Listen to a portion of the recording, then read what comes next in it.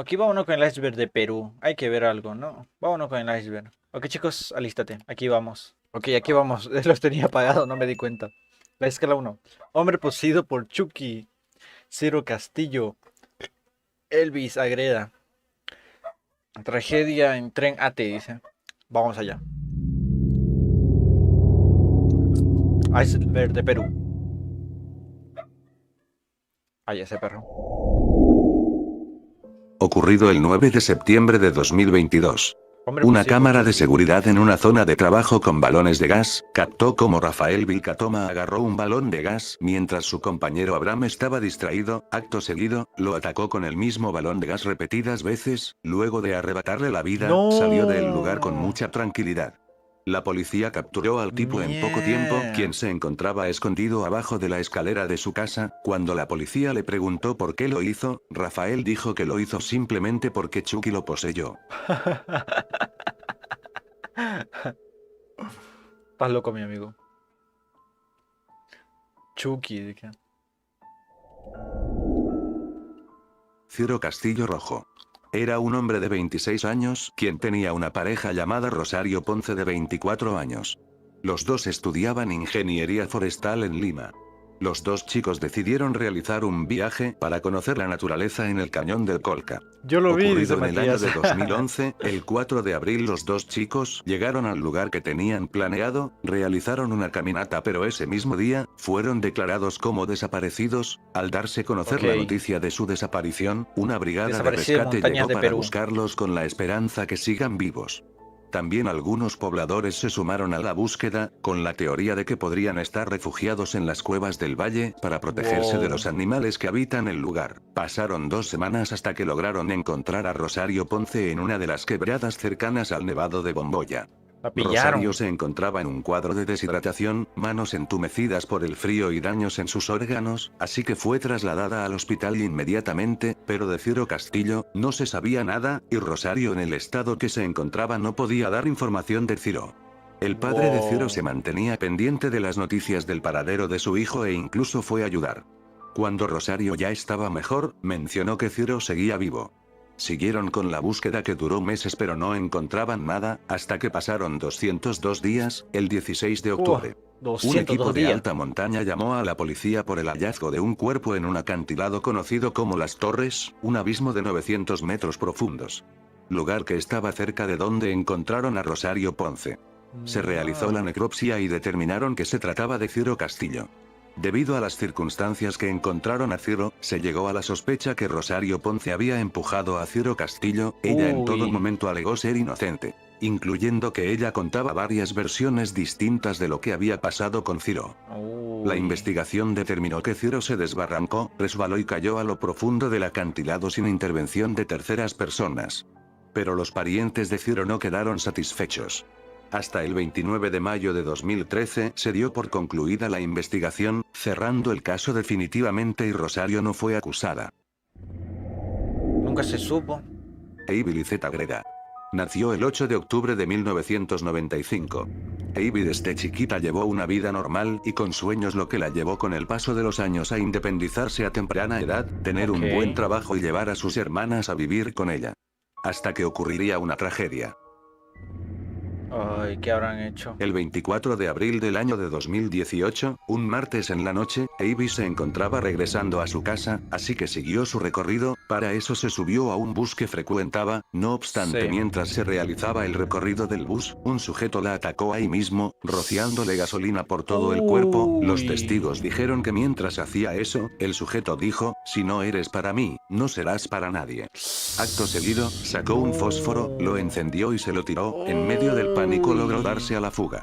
Las personas que estaban cerca trataron de ayudar a Ivy, pero al no poder, solo quedó ver cómo la chica estaba en llamas. También resultaron Uy. heridas 10 personas.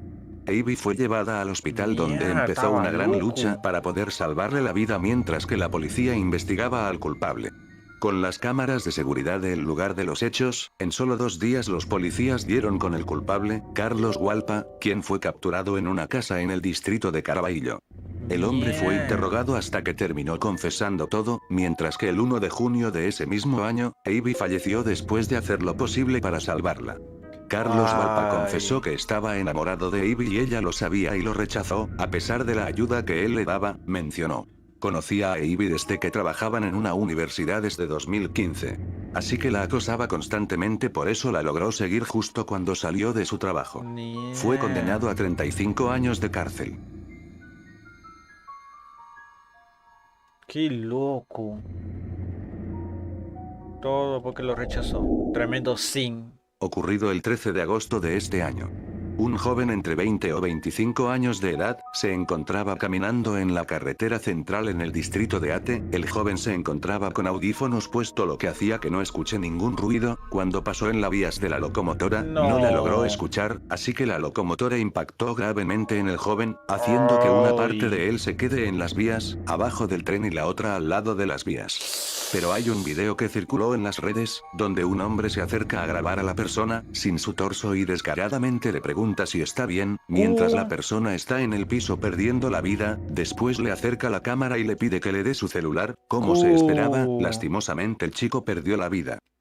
Oye, ¿estás bien? Oye, un celular, despierta. ¿Cómo que está? Número celular para llamar.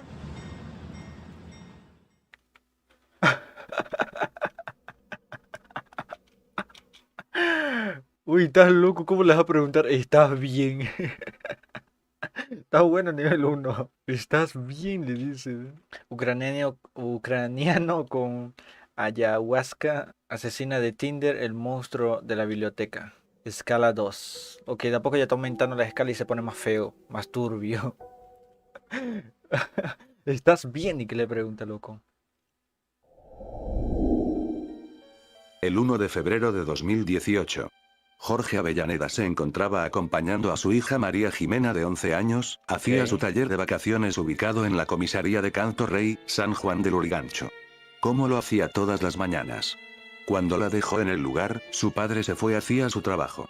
Transcurrió el día y ya era hora de que la niña se fuera hacia su casa sola. Salió de la comisaría y se encontraba caminando sola, cuando de repente un hombre llamado César Alba, que se encontraba en una bicicleta, se estrelló intencionalmente con la niña, así que le pidió disculpas y se ofreció para llevar a la niña hacia su casa. Desde ese momento la niña desapareció. No. Lo que ocurrió fue que en ese momento, César se llevó a la niña a una zona descampada, donde se aprovechó de ella y acto seguido, la estranguló hasta arrebatarle la vida. Según su confesión, dijo que no sabía qué hacer con el cuerpo, así que se la llevó a su casa, donde lo mantuvo una noche abajo de su cama. Al día siguiente, llevó su cuerpo afuera de la casa, a solo 5 metros, donde le prendió fuego y lo dejó ahí. Tiempo después, un conductor de motocicleta se encontraba cerca del lugar y vio el cuerpo pensando que era un maniquí, donde se tomó el tiempo de investigar y se encontró con la terrible sorpresa. Llamó a la policía y comenzó la investigación. En ese momento la niña ya estaba siendo buscada. César ya se había dado a la fuga a Ica, pero tras grabaciones de cámaras de seguridad y encontrar la bicicleta que sale en la misma grabación. Unas personas reconocieron a César y lo reportaron a la policía, a lo que rápidamente fue capturado. Luego de varios interrogatorios y que César de una versión distinta. Aparecieron algunas personas que reconocieron a César y mencionaron que habían sido abusadas por él, y que una chica había denunciado a César por realizar tocamientos indebidos. Luego de un año de investigación fue condenado a cadena perpetua. Mierda, qué loco. Lyudmila Lazarenko. Nació el 24 de junio de 1980 en Rusia. Era una mujer que estaba muy interesada en el tema de la espiritualidad y la sanación chamánica. Tenía un esposo y 2 hijas y tenía un centro de sanación. Llevaba una vida tranquila y dedicada a lo que le gustaba. Viajaba en diferentes países para realizar rituales espirituales. Su lugar favorito fue Perú, donde realizaba rituales de ayahuasca. Su fascinación por Perú venía por su deseo de aprender nuevas técnicas de sanación y rituales amazónicos, lo que hizo que viajara al país muchas veces. Un día, Lyudmila viajó a Perú para comprar ayahuasca, que es una bebida creada a base de una planta, considerada como psicotrópico, elaborada por varias plantas, que pueden causar muchos efectos como alucinaciones, pánico y muchas cosas más. Cuando Lyudmila viajó a Perú, tuvo problemas al regresar al país donde habitaba, así que decidió quedarse en el centro de sanación que solía visitar y quedarse siempre durante 2 meses. Ocurrió el 8 de agosto de 2024. Lyudmila tenía una What the fuck, relación fue en este amistosa con un año. hombre ucraniano llamado Iván, quien también se encontraba en Perú junto a Lyudmila en el centro de sanación compartiendo la misma cabaña. Por la tarde, otros huéspedes empezaron a oír gritos desde la cabaña de Lyudmila, así que llamaron a la policía. Los Uy. encargados del lugar entraron a la cabaña y encontraron a Lyudmila sin vida y algunas partes de su No. cuerpo totalmente despojadas. El culpable había sido Uy. Iván, quien se encontraba en un estado extraño y con un objeto punzante. Los encargados del lugar lograron detenerlo y someterlo hasta que llegara la policía. Iván se encontraba bajo el efecto de la ayahuasca, quien bajo los efectos atacó a Lyudmila. Cuando lo arrestaron confesó que estaba bajo el efecto de la ayahuasca y hongos, mencionando que actuó de esa manera para salvar el alma de su amiga poseída por las fuerzas del mal. No. Por favor, no hagan ayahuasca. Luis Sergio Ramírez. Era un Asesino chico de de 19 Tinder. años que vivía con su hermano y su madre. Luis llevaba una vida totalmente normal y sin algún tipo de problemas y tampoco era una persona que le encantaba esas cosas, una vida por delante. Un día normal, decidió descargar Tinder para conocer a una persona y pasar un buen momento. En la aplicación logró conocer a una chica llamada Ana Lucía.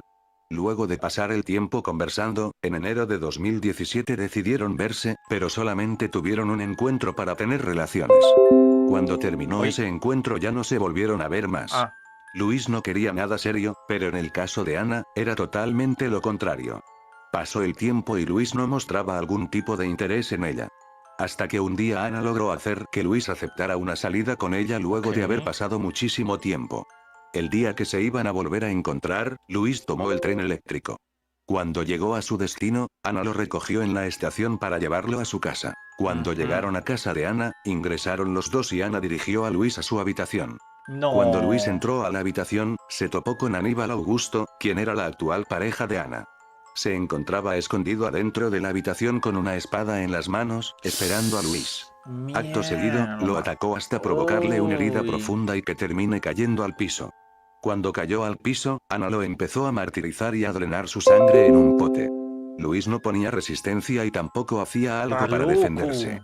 Cuando Ana le preguntaba a Luis si quería que acabara con su vida, Luis solo respondía que no le importaba. Ana le abrió el torniquete que tenía para que pudiera drenar absolutamente todo y pereciera. Ana confesó que Luis empezó a hablar incoherencia y pedía que acabaran con su vida. Hasta que Ana le preguntó si querían que lo asfixiaran, a lo que él dijo que sí. Hasta que Ana y Aníbal tomaron una cuerda y finalmente, Luis perdió la vida. Ana y Aníbal cubrieron el cuerpo con bolsas, cobijas y lo pintó con spray para no levantar sospechas. Cuando finalizaron, con un saco se subieron a un taxi, para dejarlo abandonado. Luego de hacer todo eso, se pusieron en contacto con la familia de Luis para pedir 20.000 soles por el rescate de Luis. Para comprobar que tenían a Luis, le enviaron fotos de Luis antes de que perdiera la vida y vídeos donde se despedía de su madre. La madre pagó una parte del rescate y reportó todo a la policía. Días después lograron capturar a Ana en su domicilio, otros días después lograron capturar al cómplice Aníbal. Ana terminaría confesando a lujo de detalle cómo ocurrió todo, fueron sentenciados a cadena perpetua. Miau, uy.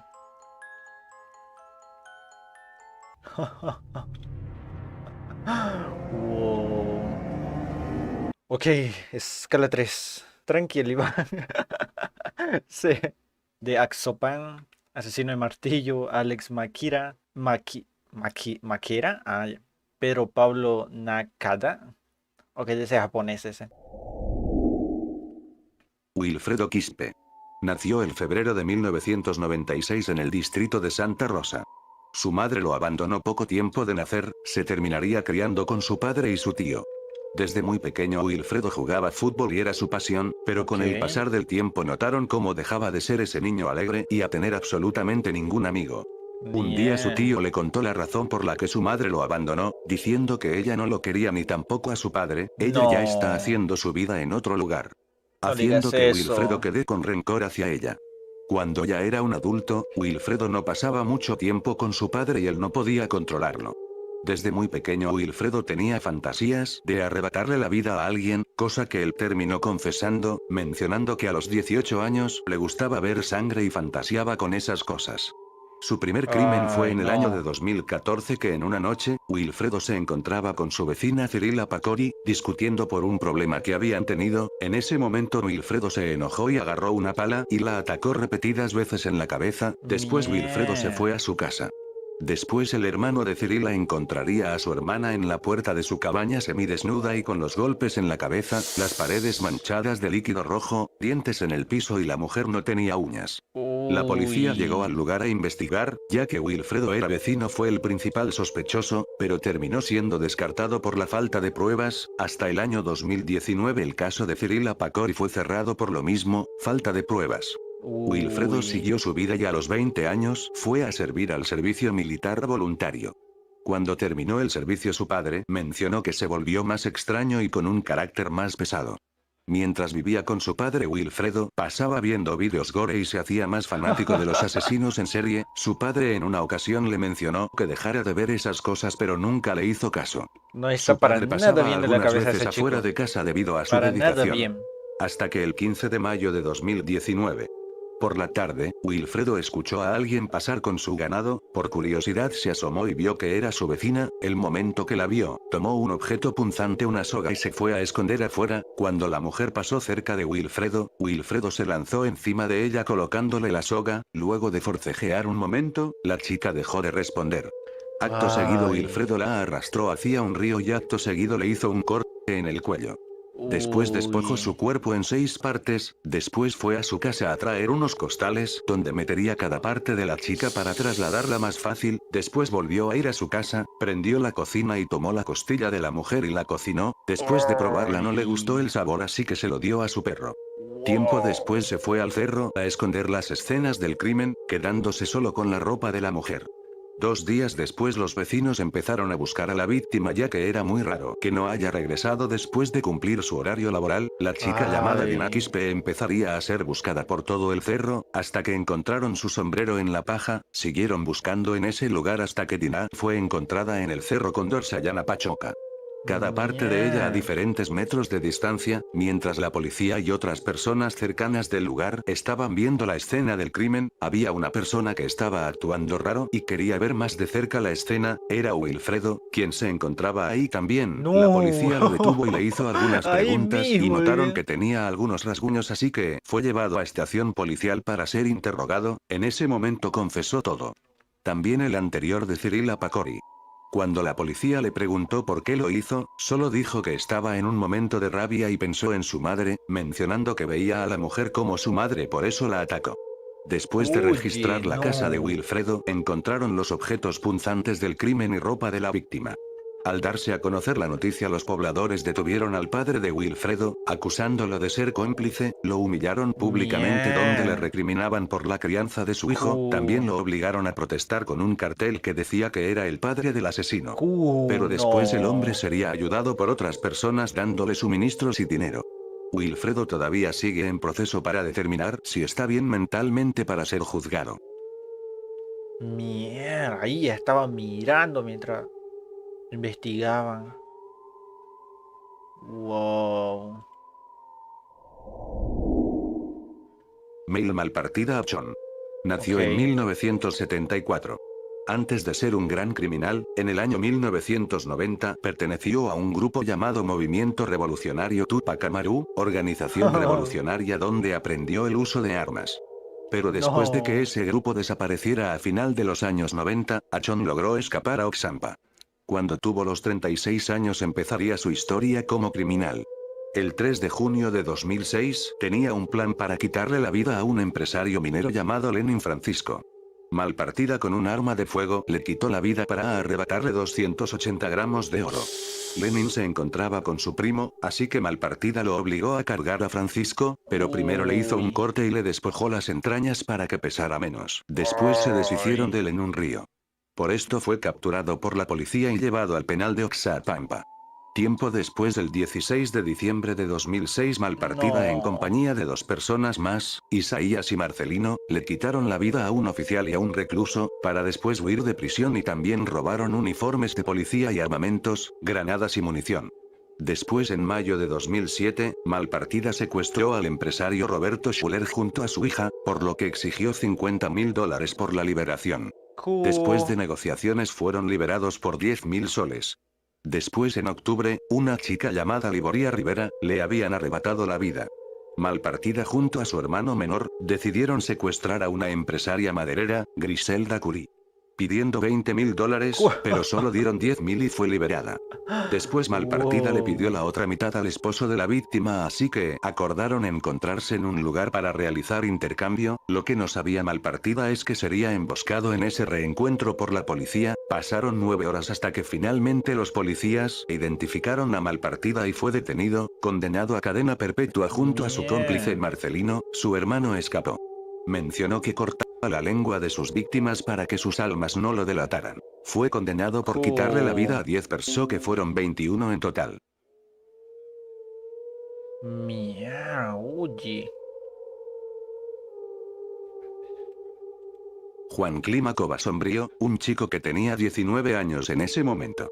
Cuando era pequeño, la gente cercana a él lo describían como un chico que se dedicaba mucho a sus estudios y ser alguien respetuoso que no buscaba problemas, pero esto no sería así siempre, ya que a los 11 años su vida tuvo un cambio drástico tras la pérdida de su padre, quedando en una gran tristeza, cambiando su visión de la vida, y siguieron pasando los años, hasta que el año de 2001, un sábado 7 de julio, Clímaco mantenía una amistad con Sebastián, quien había logrado entrar a una prestigiosa universidad, así que Clímaco se dirigió a casa de Sebastián para celebrar ese logro de su amigo. Una pequeña reunión donde se encontraba Clímaco, Sebastián y su hermano Carlos Lescano, la hermana menor de Sebastián, y también Ida Merino, una empleada de la casa.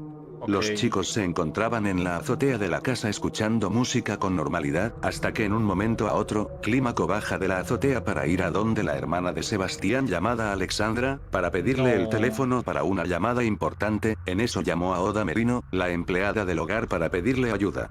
Cuando Ida estaba dirigiéndose a la azotea, Clímaco agarró un martillo que se encontraba en los escalones de la azotea, sin ningún tipo de piedad, agarró a Ida por detrás y la empezó a atacar con el objeto ya mencionado. Después la arrastró hasta el dormitorio y siguió cometiendo los actos hasta que quedó inconsciente.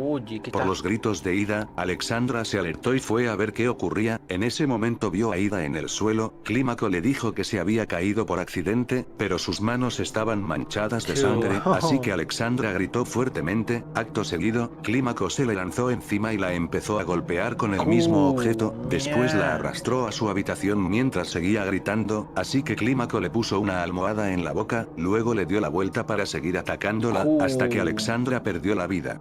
Después Clímaco llamó a Sebastián a que baje al segundo piso. Cuando bajó, recibió un golpe del martillo. En ese momento le pidió ayuda a Carlos, quien también fue golpeado.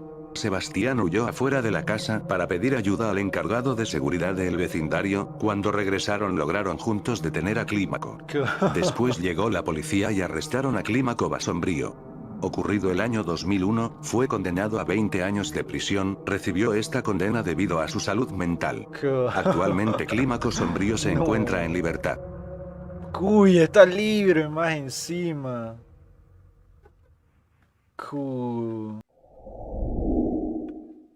Alex Maquera con 25 años de edad en el momento de los hechos. Sí, así ves. Múltiple kill se ha hecho, loco. Ya está libre, eso es lo peor. Vivía en la ciudad de Tacna, era un adicto a las sustancias y un estudiante de medicina. No se sabe mucho de su vida, solo que de pequeño era molestado por su padre y se crió con su hermana mayor y 3 sobrinas y cuñado. En el año de 2004 cometería su primer crimen en contra de su mejor amigo José Minaja Vélez. Cuando le quitó la vida, días después la policía empezaría a investigar los hechos, pero nadie dudó de Alex, así que no lo acusaron de nada. Alex Maquera con esto, ya que no fue atrapado, empezaría a cometer más crímenes. El 15 de marzo de 2004, se dirigió a su hermana para pedirle dinero, pero ella se negó. Alex Maquera ya sabía que ella tenía dinero guardado ya que ella trabajaba vendiendo pollos, pero al negarse, Alex con un martillo la empezó a atacar. Después, con un objeto punzante directo a su cuello, la dejó en el primer piso de la casa hasta que perdió la vida. Después subió al segundo piso de la casa silenciosamente para atacar al cuñado Rafael Gutiérrez con el mismo martillo. Después de cometer el mismo acto, lo dejó inconsciente y se lo llevó a la cocina, para que con un objeto punzante, acabara con su vida. Después de esto fue a buscar el dinero que su hermana se negó a darle. Después al día siguiente, mientras sus 4 sobrinos seguían durmiendo, Alex Maquera también los atacó. Jacqueline, Amelia y Diego menores de 14 años, excepto Iván de 17, perdieron la vida por su tío. Alex Maquera se aprovechó de Amelia mientras Peggy estaba dando 18. sus últimos alientos. Después usó el dinero para gastarlo en sustancias y alcohol. Después Alex hizo unas fosas para esconder ahí los cuerpos. Cuando pasaba el tiempo y la Está familia y loco. conocidos le preguntaban por su hermana y sobrinos, él les decía que estaban de vacaciones y regresarían en las fechas de las fiestas.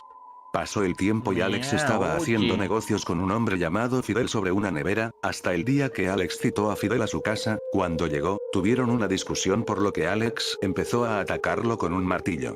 Después fue a comprar un serrucho y más objetos para deshacerse de él. La esposa de Fidel había empezado una investigación. Ella mencionó que la última vez que vio a su esposo, estaba negociando con Alex Maquera. Alex Maquera iba a empezar a ocultar el cuerpo de Fidel, pero llegó la Con una policía, escoba. por lo que encontraron todo el lugar lleno de sangre, así que fue arrestado. Luego de varias interrogaciones cambió la historia sobre el paradero de Fidel, pero terminó confesando el crimen de su mejor amigo y su familia. Fue condenado a cadena perpetua. Esto no acabó aquí. El 21 de agosto de 2019, No. Carmen Olmedo Moreno iba de visita a la cárcel para ver a un conocido privado de libertad. Carmen estaba esperando en una celda, cuando de pronto Alex Maquera la atacó por la espalda con un objeto punzante. También a la persona que Carmen estaba visitando, llamada Wilder, fue atacado también por Alex, dejándolo con graves heridas. Carmen perdió la vida en el lugar y Wilder cuando fue trasladado al hospital. Alex fue trasladado a otra cárcel donde ahora cumple su condena. Uy, está loco el CJ peruano. Bien loco. Ángel Díaz Balbín. Este sujeto se hizo conocido en el año de 1976 por haberle arrebatado la vida a su tía y también a sus primos que eran menores de edad. Tiempo después fue encerrado en prisión por haber estado involucrado en la pérdida de la vida de una italiana. Por estos delitos fue encerrado hasta que cumplió 9 años en prisión y salió en libertad por tener buena conducta. En el año 1985, en el mismo año que Ángel Por había buena sido liberado, conducta en la lo capital de sacaron. Perú empezaría varios crímenes. Ese mismo año empezaron a aparecer en varios distritos de la capital como Miraflores, San Borja y más. Empezaron a aparecer bolsas de basura con partes de cuerpos adentro, principalmente de mujeres. Una de ellas era una chica que vendía su cuerpo, quienes testigos dijeron que la vieron por última vez con un hombre que descripción coincidía con Ángel Díaz. Días después, en Surco, en una calle poco transitada, un hombre vio como otro sujeto dejó una bolsa de basura en la calle, bolsa que adentro Increíble. habían restos de alguien. Cuando reportó esto a la policía, dio la descripción del hombre, lo que los policías mencionaron que coincidían con Ángel, pero no tenían las pruebas para poder acusarlo realmente. Más de 20 mujeres Wow. habían aparecido en la capital de Perú, todas con cortes muy finos, a lo que pensaron 20. que un carnicero estaba haciendo esto. Ante el pánico de las personas, los policías dieron a conocer las características del criminal, a lo que un coronel de investigaciones se dio cuenta que uno de sus antiguos reclusos tenía las mismas características. Se trataba de Ángel Díaz Balbín. Bien. Así que el 6 de febrero de 1986 Ángel Balbín fue arrestado. Lo llevaron a la sala de interrogaciones donde se mostraba paranoico. Decidieron realizarles exámenes psicológicos, le dieron un papel para que dibujara y solo hizo una persona, pero no tenía brazos. Después de que 5 psicólogos criminalistas hayan hecho sus pruebas con Ángel, determinaron que era un psicópata con faltas de sentimientos hacia otro ser humano. También reveló que era carpintero, por eso los cortes perfectos. Pero no confesaba ningún crimen para poder acusarlo realmente. Antes la desesperación por las personas que lo interrogaban, decidieron llamar al doctor Mario Poggi, un experto en psicología criminal, que con él estaban seguros que iba a confesar. Rápidamente concluyó que Ángel era dócil e impasible, pero no confesaba. Pero ante la desesperación de todos nuevamente, Mario le quitó la vida a Ángel Díaz después de arrebatarle la posibilidad de respirar. Después de cometer el acto dijo: "Soy un héroe, los salvé de un monstruo". A pesar de que esto ocurrió, los crímenes siguieron por meses hasta que en un momento simplemente pararon.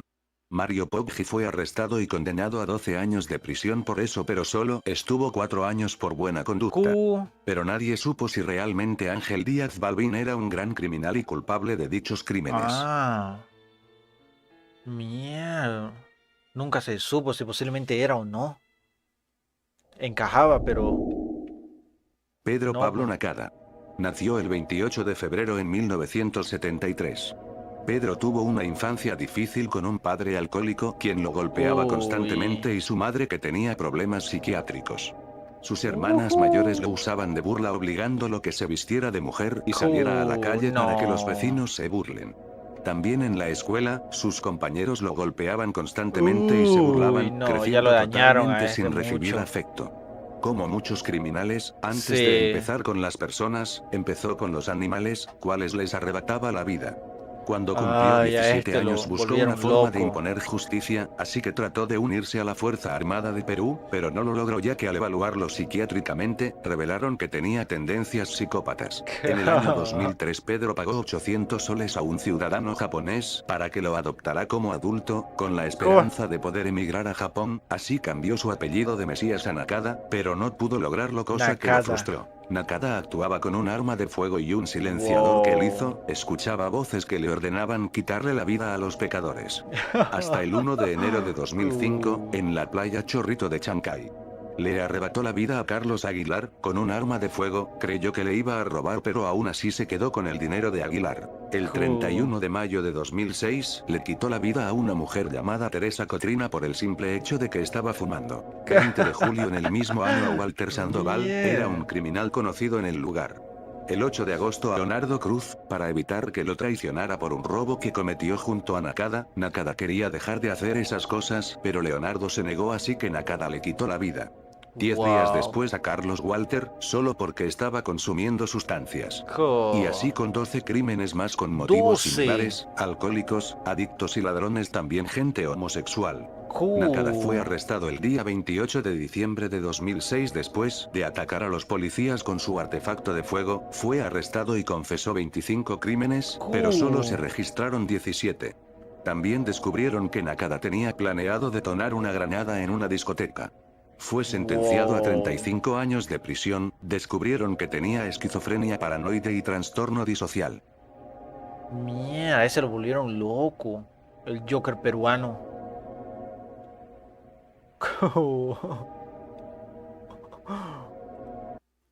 Wow. Ok, el otro se hizo múltiples kills y este también. Pero ya estaba bien loquito, ya estaba ya.